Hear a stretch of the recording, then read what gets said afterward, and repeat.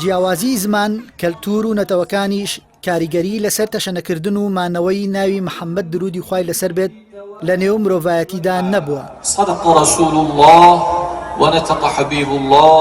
ئەگەر پێشتر ناوی محەممەد لە نەتەوە جیاوازەکان گۆڕانی بەسەردا هاتبێت، ئێستا دەگەڕێتەوە بۆ ناوە بنەڕەتیەکەی بە ناوی محەممەد پێغەمبەر درودی خوای لەسەر بێت. بەپێی لێکۆڵینەوەیەکی کۆمپانیای بەیبی سەنتەری ئەمریکی سەبارەت بە ناوی محەممەد ئاماژە بەوە دەکات ناوی محەممەد لە دێمی ئەو ناوانەدایە کە لە منداڵانی تازە لەدایک بوو دەنران لە ساڵی 2019.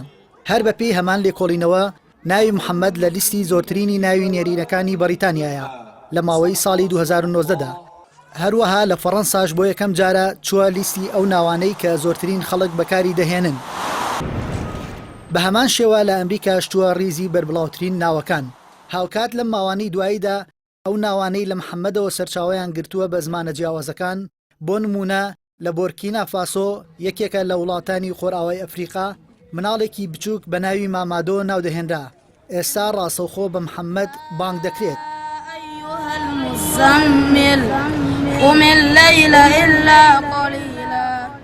باتی سکۆڵمۆنت مامۆستای زانستی کۆمەڵناسی لە راپۆرتێکدا کە لە ڕۆژنامەی لۆمۆندی فەڕەنسی بڵاوی کردوتەوە دەڵێت ناوی محەممەد بە خێراییەک بڵاوت بووتەوە کە هاوشێوەی بڵاوبوونەوەی خێرای ئاینی ئیسلامە. لە نێو زۆرێک لە وڵاتاندا ناوی محەممەدیان لەگەڵ ناوە لۆکاڵی و میلیەکان نزیک کردوتەوە بە پێی زمانی خۆیان ناوەکەیان گۆڕیوە. بۆ نمونە لە فەڕەنسا مەهومیت محەممەد لە تورکیا دەردەبڕێت. هەروەها مامادۆ لە مالی و مات و مە یان سەیمووە لە جاوای ئەندەنووسیا دەردەبردرێت.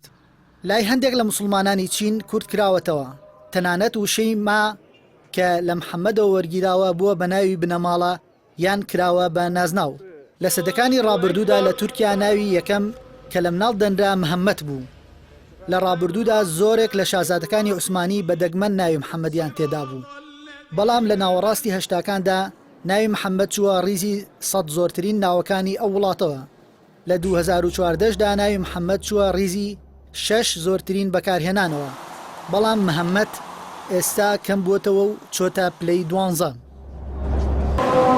دوو زانای بواری مرۆڤناسی کە بریتین لە جۆیڵسی کۆیبەرز و ئەسکووری بەرەو پێشچوونێکی هاوشێوەیان لە ئەندونوسیا ئاشکرا کردووە کە ناوی مات بۆ بەرژەوەندی محەممەد پاشەکشەی کردووە.